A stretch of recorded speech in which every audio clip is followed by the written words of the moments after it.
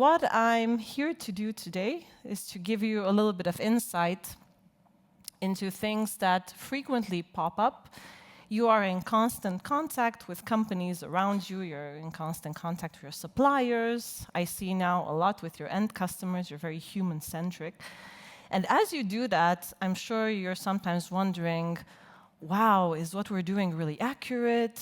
Are we the right size, shape, form? Are we well structured to deliver the products and services that we do?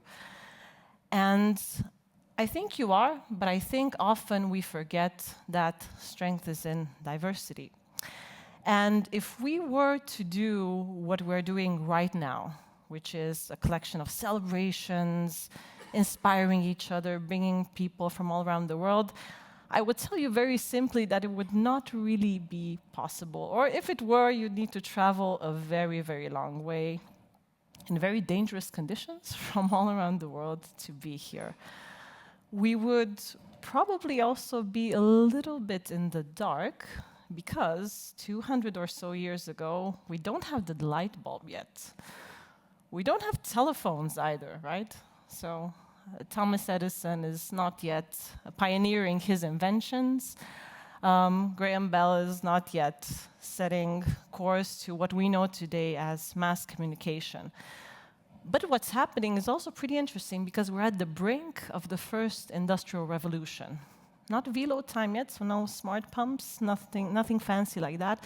But we have our heat lamps, we have some oil lamps around us, we have a lot of energy. And we're probably spending times in basements, in debate clubs, talking to fellow chemists or amateur engineers, bouncing around some ideas, seeing what they've done, what experiments they've been putting themselves into. And slowly but surely, you get into this method of, let's probe the status quo. Let's maybe challenge even some of our religious beliefs at the time, which is quite revolutionary. It's not uncommon to do that. It's how science is being pushed forward. So we step slowly, slowly into the light. We get accustomed to this idea of community. Let's experiment things in a community. We listen to inspirational talks. We might even meet this gentleman right here, who in 1802 delivered something marvelous. He delivered a classification of the clouds. It's probably fair to say he's as passionate about water as you are. His keynote changed the course of meteorology. It changed it from being a science that is mostly in almanacs and is not very predictable. People thought that clouds were the result of divine intervention, that somehow, some force would make it rain whenever they wanted to. There were other theories that tried to somehow imagine how the particles get up into the air and that, at some unknown point in time it would rain. Maybe if the winds were high or maybe if the temperature was low, but nothing quite precise and definitely no classifications. So we're in this space and we're trying to make advancements, and if there's anything at all that I've learned from stories like this and from other pioneering stories of inventors, is that it takes a certain type of individual to make these giant leaps. And this is where the paradox comes in. These types of individuals manage to balance two or more contradictory thoughts in their minds. They're able to stay spiritual, so to understand that they're part of something that is maybe bigger than themselves. They are humble enough to understand that they do not know everything around them, but they're diligent enough to understand that if they take notes day in and day out, if they observe from a very young age the clouds, there might be something interesting that no one else has noticed. This is how it's born. And this is the kind of spirit that I want to bring to you today, because you know very well here in the room that the plural of anecdotes of things that are a little bit unusual that we see with the customer is data. If we collect them, we might create these huge success stories. It's one of my favorite books on innovation, not one that is often advertised, but one that brings you this type of energy. So that's what I want to dive into a little bit more in the following minutes, and hopefully you walk away today understanding that it's not one or the other that is important. It's not either end of the paradox that I'm about to present to you, but actually it's the marriage of the two that makes you truly unique, that makes you really have an advantage in the marketplace. And the perfect way to start this, or I would say the perfect starting point for this type of discussion, is always the size discussion. And I've been thinking a lot about how to frame this for you. Because I have a small 8-month-old, I thought, okay, maybe this kind of image is evocative, right? So I can't wait. He doesn't wear shoes yet, but someday I want to take this picture of him and his dad. But if I were to tell you that a team of 2 participants is better, stronger, faster, more relevant than a team of 12 participants in the Innovation Awards, you would throw tomatoes at me and say, Oana, get off stage, go home. Drive back to Leuven. What are you doing? Right, that's completely ridiculous, but it's the type of assertion that we make about large companies. We always say, big is beautiful, is better, is stronger, well-funded. Look at that R&D spending in the Community Innovation Survey. This country is doing great. I can tell you already, there is absolutely no connection between your success with innovation and your size, the size of your organization. I'm sorry, large R&D departments, so whoever is out there, but that's really the hard truth. It's hard to fathom, but your success lies in maybe hundreds or thousands of smaller proxies. It depends on how you deal with IP. It depends on how you award your people. It depends on what kinds of values you impart on them. So big is indeed beautiful. Big can make a big brand, right? If you have 150 years of experience, that offers you credibility. But that's not the only story. A good analogy that I want to make to you, and I'm sure this will be very relatable, is by referring to an organization that's maybe outside of your field of expertise. It's a university. The oldest universities in the world sometimes suffer from this type of syndrome. So they think, people go to them and think, wow, they must be good at everything. That's rarely the case. They always have specialties, they always have specialists, they always excel in some fields as opposed to the others. Cambridge is the 3rd oldest university in continuous operation because, as we know, things happen around the world, right? So you have to stop, you have to restart, you might need to break into separate institutions. But what happens if you've been in operation for so long, and you know this also very well, you become extremely, extremely credible. It means that you have a vast array of Nobel Prizes, you have alumni networks, you have people that take your style of learning, let's say, and propagate it further as very advantageous for you in the long run. So you plant those seeds. You might be able to even create a very strong department of engineering, right, that liaises directly with industry partners, where you can do a lot of research and development, make a real difference in your community. So big is beautiful, is credible, is very lucrative. You can charge very high admission fees as well. So there is a business side to it all. But what happens if the world starts changing a little bit more, if the boat goes faster, or the boats around you go faster and faster?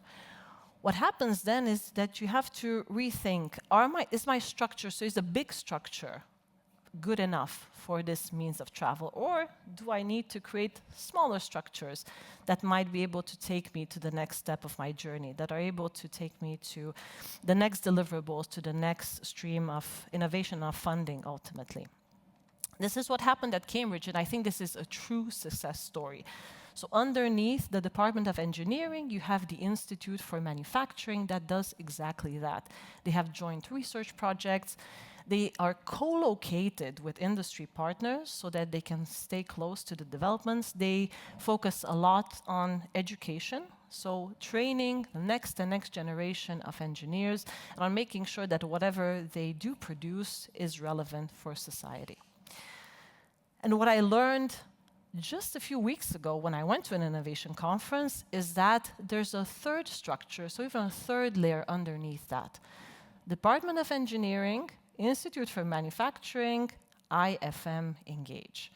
So you can go even deeper. You can even create a consulting arm that can spread your values and that can look for nuggets of where you should take your business next. They can look for trends in the marketplace. You can find them at booths.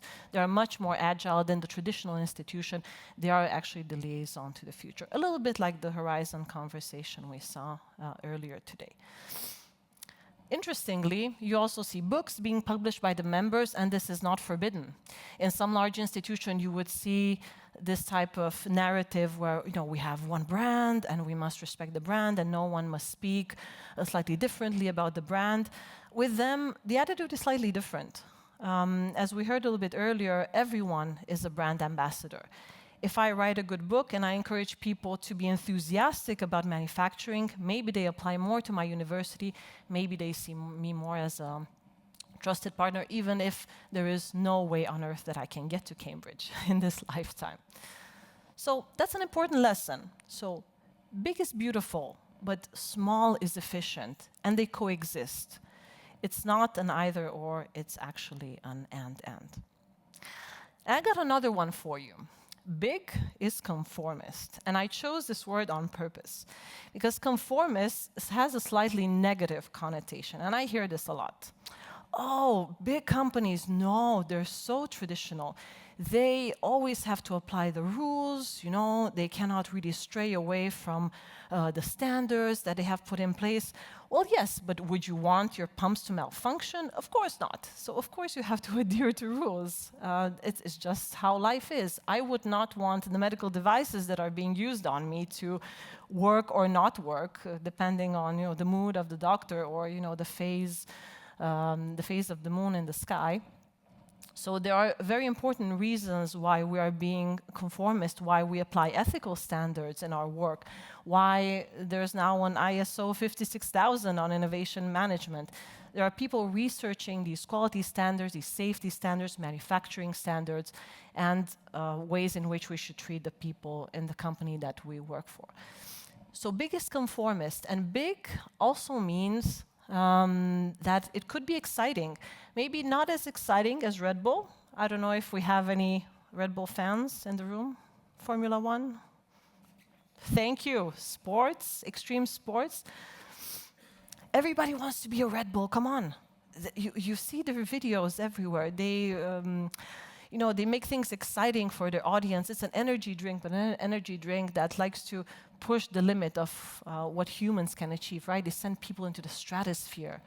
They have them, climb up with bikes up on walls. It's pretty inspiring, and it's really on brand, if you ask me. But you can be conformist and non-conformist at the same time. It doesn't have to be mutually exclusive. And I'll tell you a secret, most innovations, and actually very good Horizon 1 innovations, do come from this conformism space, because if you do need to adhere to the standards, you need to make sure that you are doing good, safe experiments, that your products work very well in extreme conditions. If I'm painting trucks or ships, or if I'd have to make sure that my coatings endure on different cars. I know you want to remove all paints now from your products. I've seen that in some of the awards today. No problem, I hope you can sort it out with AkzoNobel, because that's the example that I have here on stage. So there's a lot of good things that come from conformism.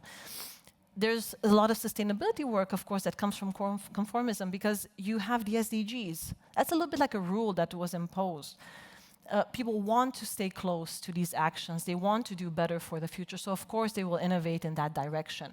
You might restore the night watch as a scientific project. You might look into the flow and texture of paint in order to advance your science, but also deliver something back to society. It's not bad to innovate for the core. It's where most of your projects will be, of course, at any given time, in a balanced portfolio. But if you're thinking Horizon 2 and Horizon 3, and it was fantastic to see that in the room today, then you might spread your wings and go a little bit outside.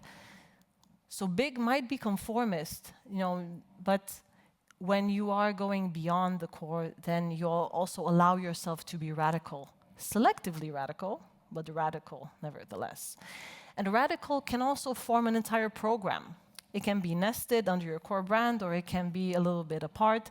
But for AkzoNobel, this meant a program called Paint the Future.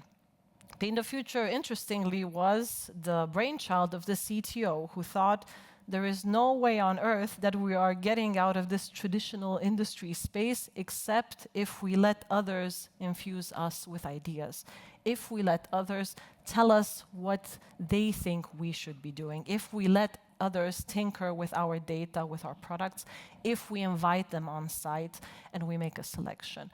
It's a very impressive program. It had a finite duration, about 5 years. Different cohorts, they worked locally in countries like Brazil, India, China. They translated their content into those various languages, brought people on site, accelerated their projects, introduced them to their R&D staff, which is quite revolutionary up to that point. There might have been 10 or 3 or 5 winners at any given time, but you had as many as 75 mini projects or connections to the internal organization. That's the true win. That's when you manage to create this portfolio, these linkages, because you start something, but then you have years and years to follow up on those projects. So big as conformist, it offers you this strength, let's say, this peace of mind, I would almost dare say, because you know that there are some rules in place, but there's also sufficient wiggle room so that you can steer away from them. In a way, you could say that they made a bet, right? They said, well, let's see what happens. I don't know, we're going to do it for a year, but then they ended up doing it for the second and the third and so on. But not all bets are successful. And that's the third thing that I wanted to bring to you today. You could say, in essence, that all entrepreneurship is a bet, right? The light bulb that I mentioned in the beginning, you know, the telephone, the pumps that you work on, the type of technology that you are imagining today. It's a bit of a gamble. People might like it, might not like it. It might be too early for it. It might be too late. There might be someone else working in a different country, in a different region. And when we talk, again, at our level, so a big, well-established organization, we usually say, big is safe bets. We will only invest in things that we know will bring ROI. This is a trick in measurement.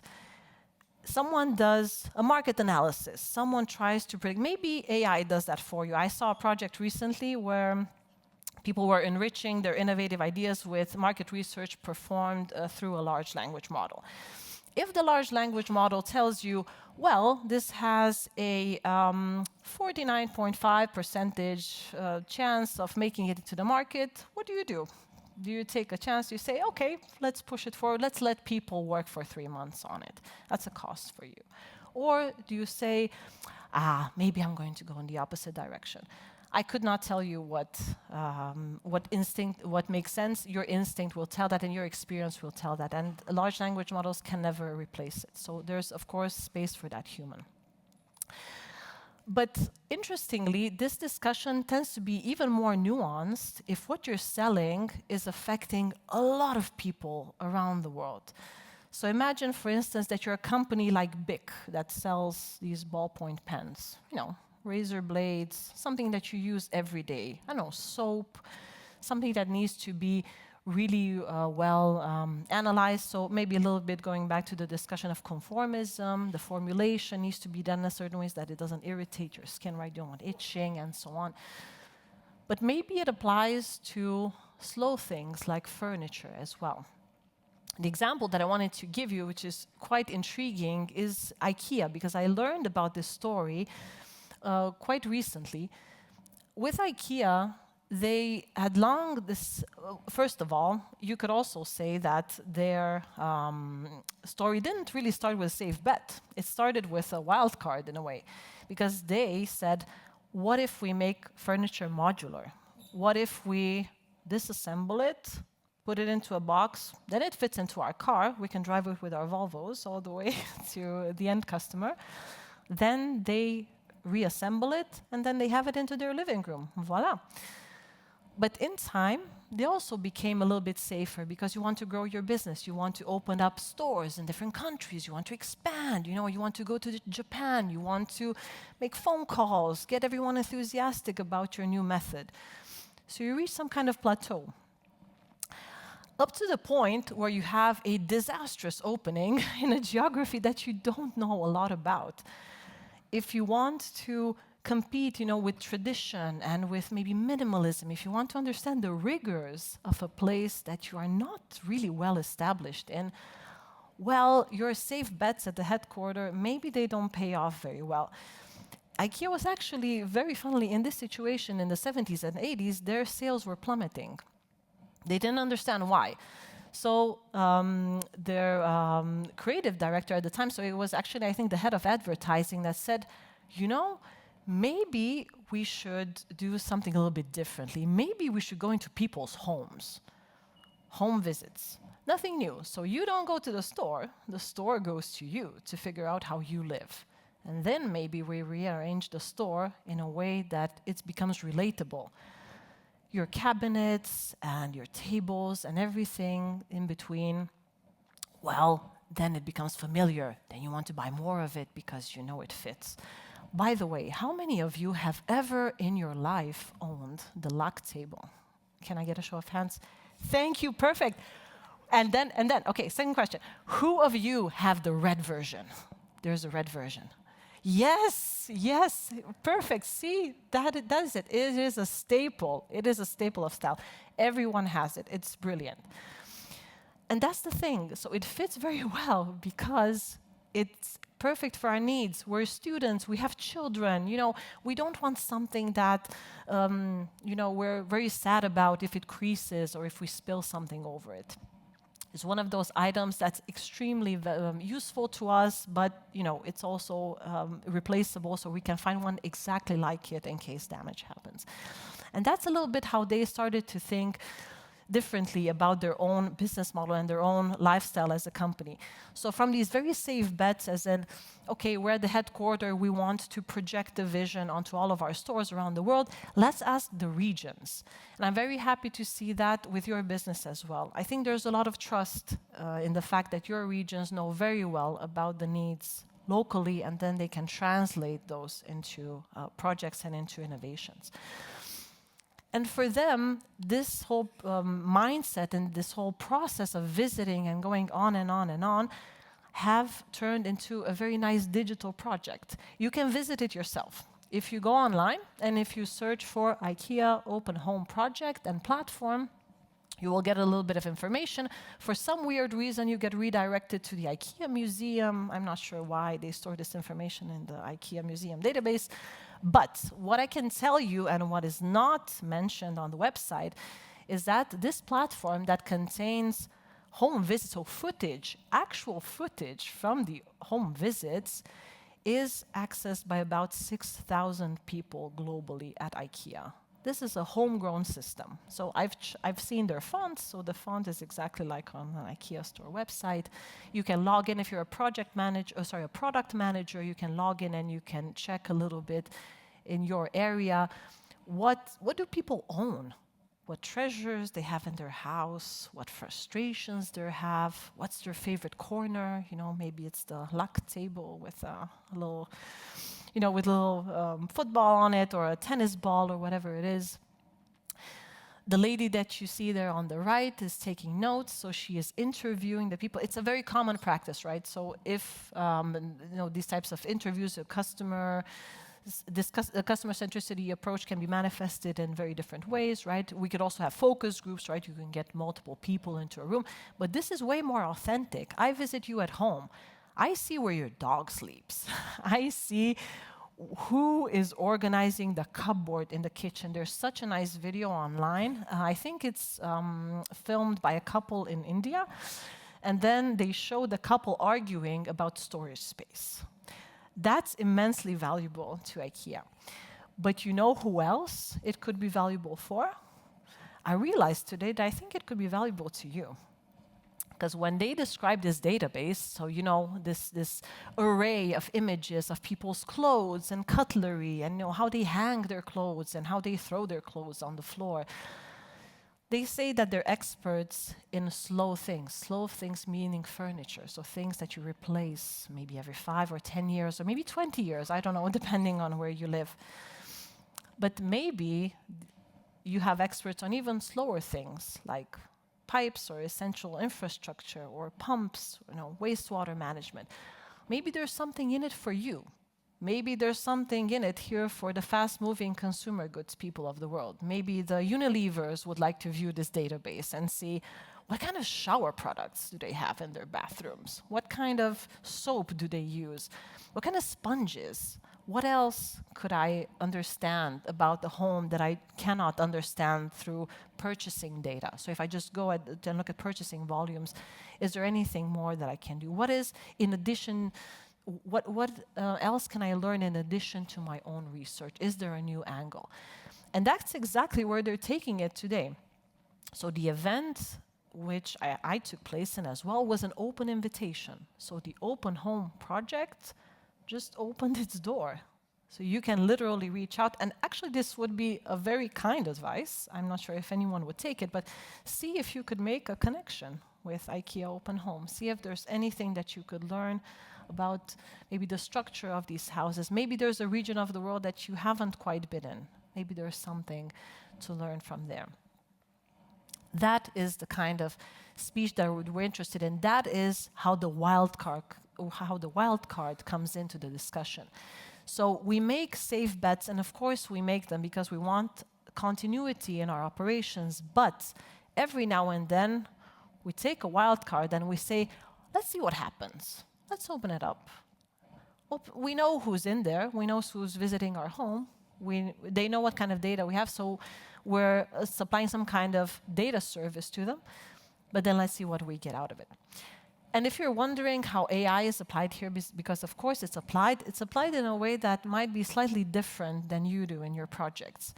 They will use AI to categorize everything that you see in a picture.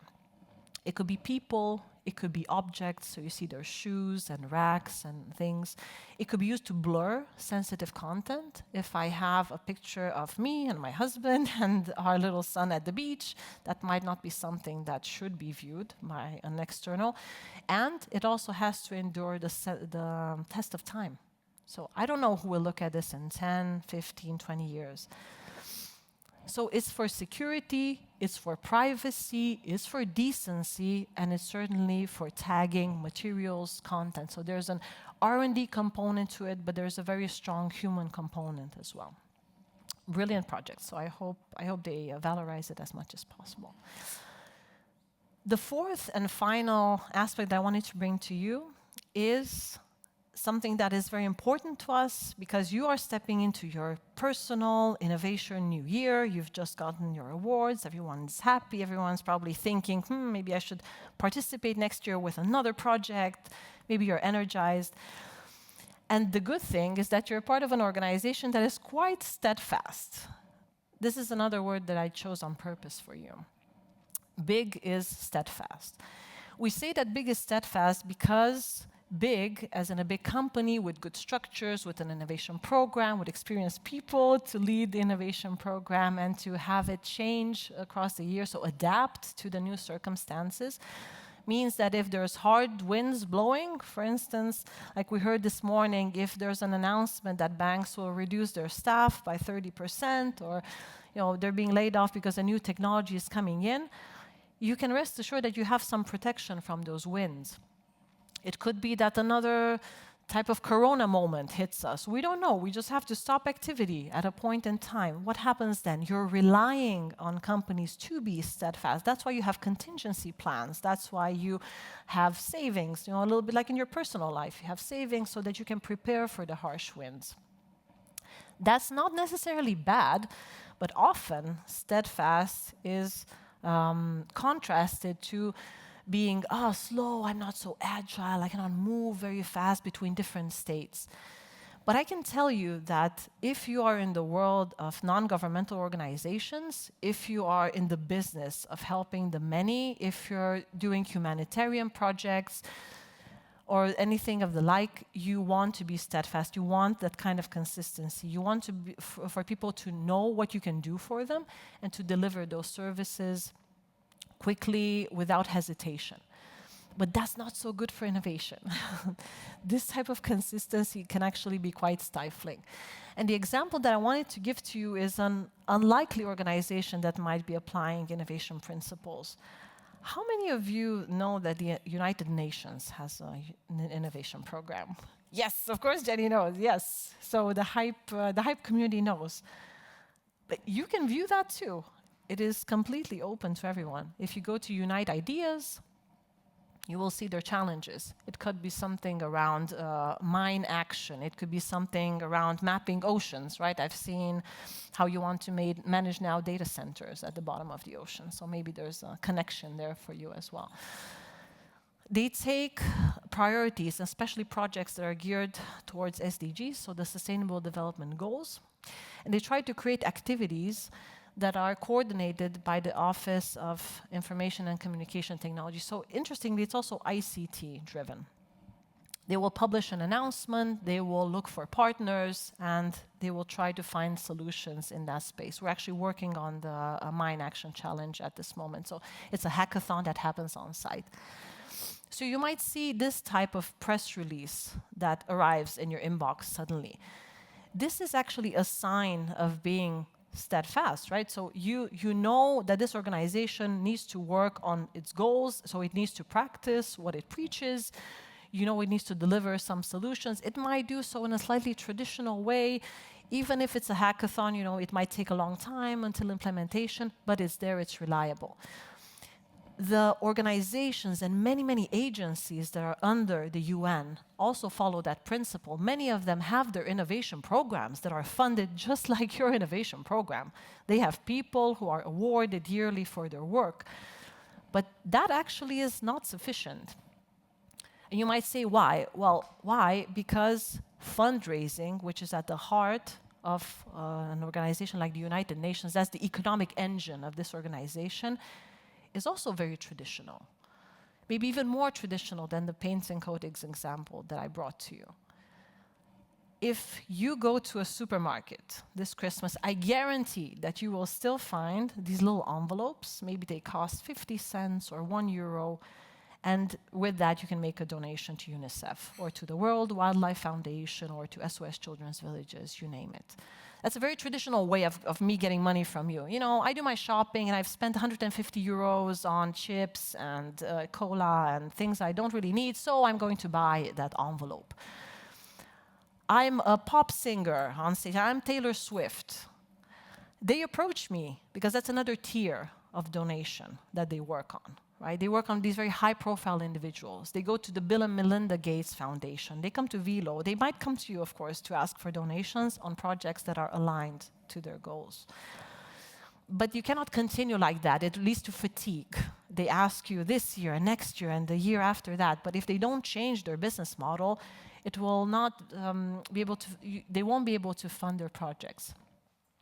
So, quite drastically and dramatically, and in an act of reinventing themselves, essentially, they thought, okay, we're steadfast, that's our brand, but we have to do something. And it was the fundraising directors, so the people that were in charge of gaining the money for the projects inside these organizations, that said, we have to get together. We share the pie because we here are the pie. So we give our charitable giving. We provide those small donations or big and small donations. So they said, okay, instead of us individually funding an innovation activity and innovation program, what if we jointly funded it? And so they did. And I was very skeptical, if you ask me, about this project, but it exceeded all of our expectations. Imagine 14 INGOs. So you heard a few names already. The World Wildlife Foundation, SOS Children's Villages, Doctors Without Borders. You saw UNICEF a few times because they were actually the ones that came up with the idea to do this in the first place. Let's do a joint innovation arm. Let's have startups, scale-ups, pitch ideas to us, and let's prototype them jointly. Because if we prototype them jointly, we have more data. If we're in connected fields, for instance, we're doing humanitarian projects for children, we'll get our results faster. It's brilliant, and it wasn't done before.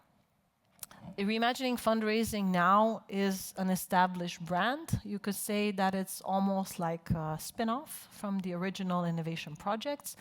You can view their festival online. You can get in touch with their founders.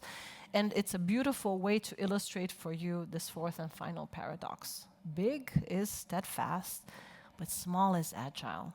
And you can afford to be agile, maybe not at the last minute as they did in this project, but maybe a little bit earlier so that you can avoid that challenge. I have confused you quite a lot in this presentation, and on a final note, I'm going to contradict myself, and I'm going to say that big is beautiful, but big is also terribly, terribly efficient. It can do what it says, and it can do it extremely well. Small is also beautiful.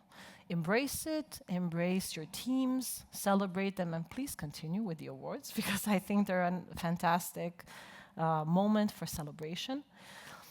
And if someone ever comes to you and challenges you regarding your size or says that you should do this and that, please remember that the key is to try things, to allow those wildcards to emerge, to have structures where you can look at them, where you can assess the potential value, where you can be a little bit radical, and if it doesn't work out, you can go back to the status quo, because it's not a lottery. You're not here today because you're lucky or, your horoscope said something about how your day will go. You're here because of work. You're here because of diligence. I want you to take that with you. And I want you to all stay dreamers. And in addition to pioneering, water AI, I hope you still maintain your awe, that you maybe join the Cloud Appreciation Society, which exists. I hope you still appreciate the rivers of the world. And really, again, congratulations for everything you do. Thank you for having me today.